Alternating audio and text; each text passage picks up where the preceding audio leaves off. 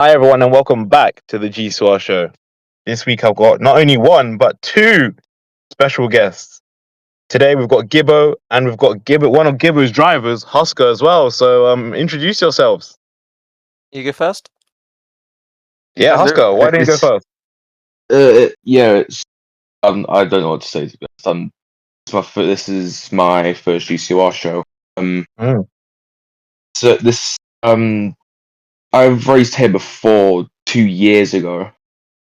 I left due to a very controversial race, the Saudi Arabian one. Yeah, I've came back to try and prove myself can actually do something. And to be fair, you've had a decent start to the season. I will be honest. That's the whole reason Red Bull's currently P2 in the constructors, isn't it? You've done a Yeah, decent P2. job. You've tried staying out of trouble, so yeah, fair enough. And what about yourself, Gibbo, team principal, Husker's team boss? It's been a nice season. It was a bit of a rush trying to get drivers in, but I think we ended up making the right decisions and getting the right drivers when we needed to. For McLaren to get rid of Cyrax and then for us to take him, and now he's top of the championship, is quite interesting. And quite pleased about it, to be honest. And then you had to get Husker as well from Aston Martin. They got a decent driver pairing. And I think the most important bit for us is that they've all turned up to every race, which is what we'd love to see. Yeah, I can't lie. I think from a team boss perspective, you've made very, very good decisions in terms of the drivers. Definitely a very strong driver lineup where you've got one very experienced drivers, one of the most experienced and potentially a GCR icon in Cyrax, and then one driver, I wouldn't say a rookie as such, but this is pretty much his rookie full season, in Husker, trying to prove everyone what he's got. So, you've definitely done a good job. But anyways, let's get to the first topic. What happened yesterday? Atomic's win. That came from nowhere. Yo. Yeah, I was shocked, to be honest. I mean, I talked to a few drivers and I don't think they could even switch onto the dry tyres, which kind of fooled a lot of them. But I mean, It was a sink or swim moment. If it didn't dry up immediately, you would have been down at the back, and even I was shocked. But then 30-second lead coming out of 2 laps after the red flag, so insane by him today. That was something crazy because the track was really greasy actually, initially. On my side, me and Charlie, we spoke about it very briefly, but we thought let's just be safe here. And I think that's what everyone did. But at the end of the day, Atomics was brave and it paid off, isn't it? It paid off. I did not expect that though, from Atomics to win like that. Husker, how was your race though? I mean, qualifying, I did bin it 'cause I was heading, this going back to qualifying, I binned it, the final 2 corners. I was about 9/10 up, and I just lost the rear ends and smacked the barrier about it was 125. So lost my front wheel from that. Jeez. And then heading into the race, I didn't really feel that confident because final 2 corners. And then I've got to put my setup. Ooh. So then I was at a massive disadvantage, so I had to drive with 36 wings. So I managed to do a lot of damage mitigation, starting from, P11, P10, and then getting all the way back up to P7. Yeah, definitely a good drive. Some good points, especially with no setup as well. I mean, you had, decent pace in the wets. I mean, you're faster than me, isn't it? You made a good overtake. Yeah, I think it was all due to the fact I was using a baseline setup. To be honest, I don't. Cause I always build dry setups. Because I'm never good in the wet. So I typically prioritize the drier conditions. Yeah, to be fair, a lot of us do because there's a higher chance of it being dry than it being wet. Although at Singapore, I guess it could, some may say it's the other way around. But anyways, back onto Atomics and Salba. Even Atomics teammate Fuse Coolboy, he had pace, didn't he, Gibbo? Yeah, well, I was quite shocked because he got front wing damage and started laps. I think he lost a barge board in the front of his front wing. And I think he probably gained pace from that because he was flying through the pack, to be honest. Yeah. I mean, I think that probably cost him his race by the fact that I think he just clipped the wall and that kind of got him retired almost instantly. But I mean, both of them had really good pace from both starting near the back, least Fuse were on the back of the grid, and he got Yeah, and then fifth. Atomics was fifth, no? Yeah, I think he was. So, I mean, they did really well. I think, obviously, a lot of it was a bit circumstance. He got the red flag, but even with a 30-second lead, safety car came out and he still managed to keep the McLaren behind. So, yeah, I thought he did a really good job. Yeah, I think honestly speaking, that's the most surprising thing because after the safety car came out, I was thinking the McLaren of Smithy and the Mercedes of Coward are just going to overtake him, and then you'd see maybe Atomic's fighting for third, you know. But the fact that he managed to hold his own, and what was the gap, you know, by the end of the race? I think at the end of the race, it was about 2 to 3 seconds. He kind of managed Yeah. to get away from Smithy, but for a good chunk of that race, Smithy was about 0.3 seconds behind him for continuous laps. Fair And I play to mean, Atomics. he always managed to stay ahead. I think that 3-second penalty will be rude for corner Yeah. cutting by Smithy because that might have even cost him the race win because you're never going to fully go for it when you know you've got 3 seconds behind. Yeah. I think Atomics did well, holding him up, keeping Coward back into the race, keep the McLaren honest as well. So, but no, I think he was fantastic, and I'm shocked, but I think we've seen Atomics do similar things where he'll come in, do something random, win a race, and it's fantastic to be honest. Yeah, I mean it's definitely one of the surprises, definitely the surprise of the season so far. And definitely the best race of the season so far from a neutral's perspective. Final point on Sauber. Do you think they can continue this good run of form? I think if they turn up, they will. They've got 2 good fast drivers, but again, out of the 6 possible tendencies they could have had, they've only turned up to 2, as in only one race have had a full lineup, and then they've had no drivers apart from that. So I think it's risky. I think both of the drivers both can win a race, both can DNF. So I don't That's the think they thing. can win a championship, but I think they'll do well enough, and I think they'll get a lot of trophies between them. Yeah, a lot of podiums. No, very true, man. Very true. Anyways, on to the next topic, and it's the topic about Red Bull. Obviously we've got the Red Bull team principal today with us, and one of the Red Bull drivers with us. I mean, Husker, how's your season been so far, man? It started off great. Got P6. I've started P9, but I've kept the trend going where I'm worse in qualifying than I typically do better during the race. But past 2 out of 3 races, first 2, I decided to both gamble on the softs, and it typically out my way. But then this time I decided, you know what, I'm just going to take it quite safe this race because I've probably used most Moloch this season. But yeah, I wouldn't be doing this well at the moment if in another league based driving. So yeah, I definitely think I'm doing well so far at the moment.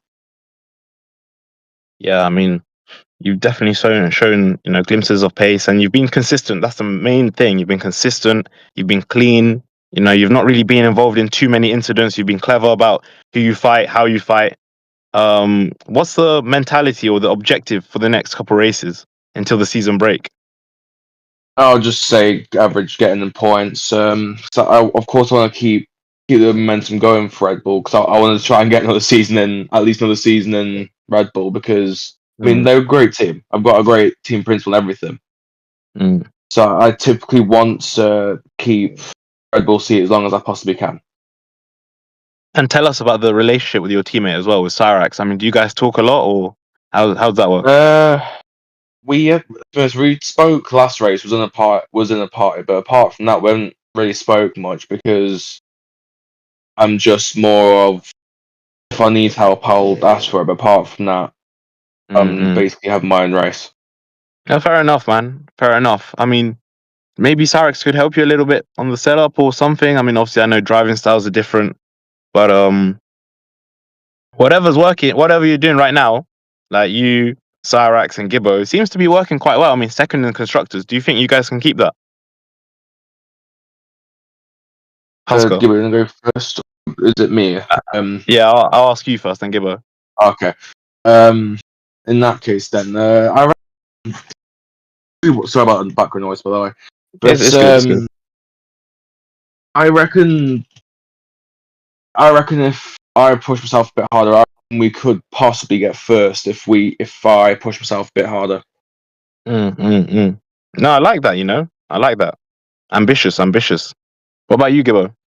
Yeah, I think I don't think I have the same as optimism, I think, as Mm, Husker, unfortunately. But I mm, think to be in that kind of fight would be lovely. I think there's quite a yeah. few strong teams. I think obviously McLaren have probably the best lineup. You've got Ferrari, where you and Charlie would always kind of attend. And I think the big thing is when it's not how it's going now, I think it's how it's going towards the final four race of the season, when there might Mm, be only 7, 8 drivers left in the race. I think if you mm, can get both drivers there, you're going to get a lot more points than you can get now when you've got 14, 15 drivers attending. So I think at the moment it's just, can we maintain our kind of position, stay in the top 4, which would be lovely, to be honest, because if Josh attends a few races, then I think it all kind of gets mixed up and they're more in the fight. So if we can stay ahead of Ferrari and not lose touch of McLaren too much, then I think we can do it. Nah, I mean, that's how you know you've been in GCR for a while. You know how it works. Start of the season, a lot of drivers towards the end of the season. Most of the time, the attendance does fall off a little bit. So, yeah, you've got a very good, very, very good point there. And also the point on Josh. I mean, we'll touch on him a little bit more later about the GN7 second seat. But on to the next point about Cyrax. Do you think Cyrax can do it? I mean, he's leading the championship for the first time since Gcor Gen 3 Season 4, Race 1 after Suzuka. He's leading the championship. So do you think he can do it? That's your driver. I don't see any reason why he can't. I think Mm, the big thing will be, can he attend every race or as many races as Hurricane and Coward. I think it's going to be between those 3 for the kind of mm, championship if things go as they do. I mean, mm, the only worrying thing is that we haven't had a race win this season, mm.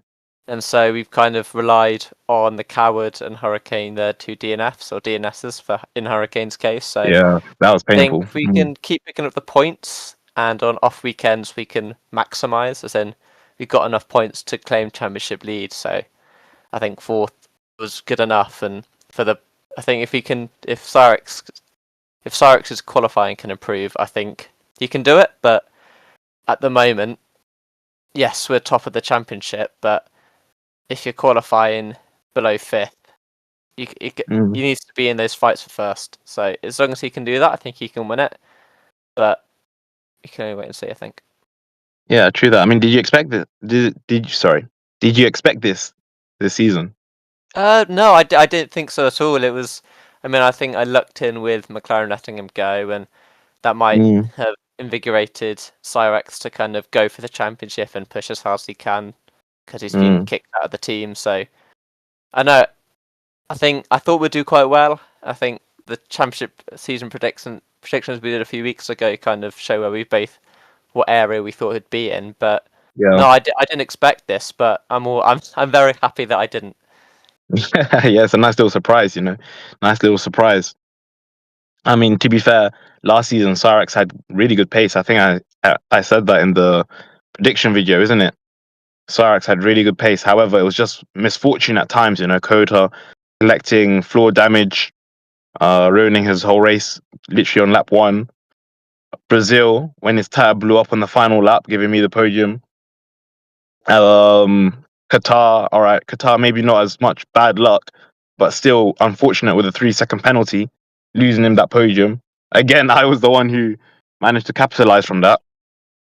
But yeah, no, he's always had that pace, and now he's in that championship fight. I think he needs to believe in himself, Cyrax needs to believe this is actually happening, He's in a championship fight with Hurricane, with Coward. He needs to back himself, because obviously we're all racing drivers. We all say, oh, we want to win the championship, but it doesn't actually sink in until too late, if that makes sense.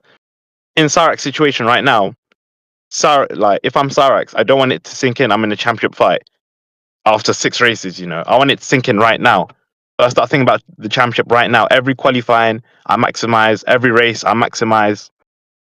And now he needs to be thinking, oh, my main rivals are Coward and Hurricane, So obviously we'll see how that works. But it's very interesting seeing Cyrax so high up. It's nice seeing him in a championship fight. It's not the usual two of Hurricane, of Coward. We've got a new name, so wish him the best. Anyways, onto the next point, which is the GN7 second seat. I mean, GN7 arguably should be leading the constructors, and in our prediction, who did you predict to win the constructors? Gibbo? I think I did McLaren. You said McLaren. I think I put Josh about 5th and Coward 2nd. So I said GN7. By landslide. I was expecting GN7 to break records. I remember saying, expect GN7 to win every single race this season. If Josh doesn't win, then Coward will win. As it stands, they've only won 1 out of the 3. So I'm not quite sure what's happening there. And also, they're currently 4th in the constructor standings. They're 4th on 43 points, which is 25 points behind the championship leaders, McLaren. 25 points isn't too far back, but obviously, when we all predicted them to be higher, this is definitely underachieving. And one of the main reasons is because of Josh. He's not been turning up. And what do you think they'll do with Josh, Gibbo?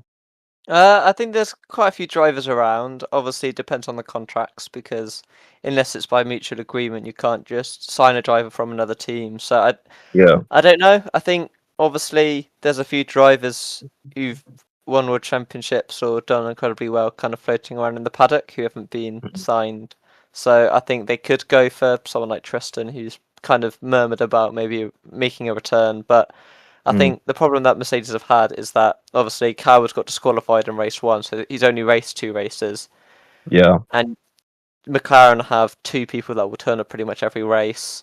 Again, they were, 1st and 3rd, both fighting for pole, and they'll both take points of Coward. So, again, Coward's going to be disadvantaged in both constructors but also drivers. So, if they don't get in somebody else to help, I think they might lose both championships as well, not just one. Very true. I mean, Husker, do you see yourself going to GN7, going back to GN7 anytime soon? Obviously, you used to be an academy driver back in the day there. Or are you just happy at Red Bull? To be honest, I'm quite happy at Red Bull, to be honest. I mean, I've got, like I said when I was saying last time, I've got a great team principal, I've got a great team around me. So I want to really stay in Red Bull as long as possible. Of course, if I get dropped, I might look at going GN7, but until then, no. Okay, a firm no. A firm no. Fair enough, man. Fair enough. I mean, who else do you guys think will be in the running for that GN7 seat? Because if GN7 don't act fast, I mean, in the next 1 or 2 races, they could, it could be too little, too late, for the constructors. Yeah, I think there's a few drivers about on the grid. I mean, I'm not sure about. Obviously, you've got Atomics and Leo, and I'm not sure about their contract situation, but those guys are floating around, and for 1 or 2 races, they'll win or take points off McLaren. So, but at the moment, the problem is that all the big teams have got good drivers. Charlie's gone to Ferrari, who normally is that kind of perfect second driver for a Coward or a Hurricane. Smithy's tied up. Matt's going to stay at Williams, but again, if Williams keep underperforming, I think Matt's probably going to be the person kind of rumoured to go, maybe help fight a championship, go back to GN7 where he's been very successful. So I think that could be a possibility. Obviously, you got Marshy and Luigi. They're floating about, and I'm not sure about their contract situation. But at the moment, I don't know. I don't envy the position of Genius. I think it's not great looking at the moment. And if he doesn't act, if by the mid-season break he hasn't got someone to replace him, I think they might as well give up on at least one of the championships already. Yeah. That's a bold claim, man. I mean, obviously, you've thrown a few names there: Tristan, Atomics, Fuse Coolboy or Leo, Midget Matt. I mean, you realize how you didn't say Cyrax. I think you're keeping him there for a while. Yeah. He's staying for the season, definitely. I'm not letting any of my drivers go until it's too late, Yeah, but I think Matt would be interesting. Going back to Mercedes, I mean, Matt's had good pace. Obviously, yesterday, unfortunate with the DNF. But Matt's had really good pace. Do you think he'd be a good fit? I think it'd be a perfect fit. Matt's always been in between that realm of, is he the second driver or can he fight for a championship? He's been here so long and he's got such a good track record that if you want a Yeah, dependable driver, he is one of the first names you go to be honest. yeah. What about Tristan? I mean, I heard you throw that name in the mix as well. Yeah, I mean Tristan's come back and I think everyone knows how quick he is. He's Mm-mm. one of the best points per race ratios and he's just fast overall. I mean, it'd be interesting. It depends what Coward wants. Does he want someone to challenge him at the team, or would he rather have nobody than a challenger? Yeah. I think even if Tristan's not, it's a bit of a gamble to go for Tristan, just because will he turn up again? Yeah. He's Yeah. only floated his name around, but near the end of season after he was world champion, he left the league. So Yeah, he did Nico Rosberg. Yeah. so we'll wait and see. But he's one of the names that at least if I was Genius, I'd have a chat to anyway. Yeah. I mean, even the Salvers, I think that was also a good shout. Obviously, again, will they turn up? But the pace that they both showed yesterday, both Atomics and Fuse Coolboy, that was very good pace, you know? Very, very good pace. Yeah, I think So, they're both one of the fastest drivers on the grid. It's just will they get you consistent points? And is that what Mercedes think? Do Mercedes just need points altogether just to help them race by race? Is that what they really need? I mean, to start off with, they need a driver, you know? And it's not the same as back in the day when it was Ollie Freeman and myself, or even Coward and myself, or even Matt and yourself, you know? A lovely 4 race stint. Yeah, well, we always had, or I'm saying we, I'm not no longer at GN7. They, I'm still getting used to that. Okay, I'm still getting used to that. It's been a long time. It's been a long time, man. It's been a long time. They always had two drivers. Like, if Matt wasn't there, if I wasn't there, if Ollie wasn't there, if Coward wasn't there, then Skip Rat would step in, you know, or Sir Fapsalot would step in, or as we said earlier in the episode, Husker would step in. You know, even Sarek stepped in for a couple races. They've always had two drivers, so the fact that they've had one driver for so long, it's really a surprise. You know, it's really a surprise, and it is hurting them right now. Whether it will hurt them towards the end of the season, I mean, if they find a driver right now, they can still claw back points. I mean, it's only 25 points separating the top four teams. You know how close that is in terms of constructors. It's what, half a race? So Literally. it could change race on race, but you Exactly. don't want it to grow over a race, and then it feels like a massive struggle, especially with that McLaren team, especially against Hurricane. You never want that gap to be that big. Exactly. I mean, what happened to Hurricane yesterday was horrible for him and the team. Very, very unfortunate. But now the door's open for anyone, both drivers and constructors, isn't it? Yeah. Again, really, if Hurricane was there, he would be leading the championship by an even bigger margin. But Exactly. again, luck or misfortune is what's going to make a championship. So. Yeah, very, very true, man. Let's get on to our final points now. Predictions for next race at Qatar. Next race, actually, if I'm not mistaken, is the first sprint race of the season. Let me check the calendar real quick. I think it is. Yeah, it is. First sprint race of the season. So, I mean, Husker, what are your predictions first about yourself? How well do you think you will do at Qatar? Well, I say I might do crap, but then look at Suzuka. That's one of my worst tracks. I got fastest lap, but I've generally out of all the tracks I've raced on, Qatar is the worst track I've ever raced on. Like in terms of performance records, I've never driven well there once. I'll tell. I've only gotten maximum position of P8 there. Hoping to break that curse this weekend coming. All right, fair enough. So hopefully some solid points for you. Gibbo, commentator. Who do you think is gonna get pole and win? And you know what? Sprint win as well. Sprint win as well. I think I'm gonna split who I think will win, but I think Hurricane will win the sprint. Who's gonna get pole? I think Pole will go to Coward for both. All right. This feels like a Coward track.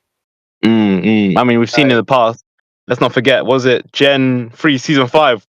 He led that whole race, only for him to run out of fuel on the line, and then Tristan to win. Yeah. Famous commentary moments by you as well. Oh, what a race that was. So. What a Grand Prix, man. What a Grand Prix. And attendance was good as well. Yeah, it was really good. I think, I mean, Hurricanes won that. Both Hurricane and Coward have won there. I would go with Coward, to be honest. I mean, I think he'll rapid, but they both have a point to prove, especially Hurricane after the technical issues that he had.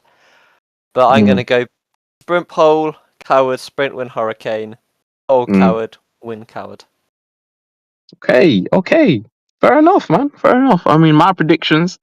I'm asking you for your predictions. I don't even know my predictions. I'll be honest. Pole. I'd say Coward. Yeah, I'd say Coward. But then again, Hurricane. We've seen him bounce back on numerous occasions. So I think if Hurricane's going to win, I think he's going to get pole. And you know what? I'm going to say Hurricane pole. Actually, I'm going to say Hurricane pole. I'm going to say Hurricane win. And then sprint win. I'm going to say Coward. Sprint pole? We're saying all these sprint pole. Ooh, yeah, sprint pole. I'm going to say Smithy, actually. I'm going to say Smithy. Yeah, why not? Fair enough. I mean, Just he throw it out was there, man. probably the fastest driver at Singapore. I think if it wasn't for that safety car, or the red flag, sorry, I think he would have won that race by quite a margin. He got pole. I mean, what qualifying followed Coward to the line to snatch pole from him right at the end. One of the greatest laps in Gcor history, honestly. One of the greatest laps in Gcor history. Were insane. Yeah. Nah, I can't lie. Smithy's one of the most underrated drivers. He's one of the most underrated drivers on the grid. So, yeah, Smithy for sprint pole. What did I say? Hurricane for Coward for sprint win. Hurricane for main. Yeah, for main pole and main win. But yeah, thank you boys for being with me on today's Gcor show. It was nice having a little chit chat. Obviously, next race is this week at Qatar. Will you be there, Gibbo? Or I won't be here, unfortunately, but I'll be. Oh, you won't be there. The next few races. So. All right, that's fine. At least you know. Yeah, we'll miss you a lot, man. We'll miss you a lot. But yeah, and Husker, it was great having you as well. Hearing your voice after 3 years, it was nice. Would you come back to another Gcor show in the future? Yeah, I'm planning on it. That's great, man. That's great. But yeah, thank you for listening to this week's episode of the Gcor show. Apologies, there was no episode last week, but yeah, we're back better than ever. So yeah, thank you and goodbye.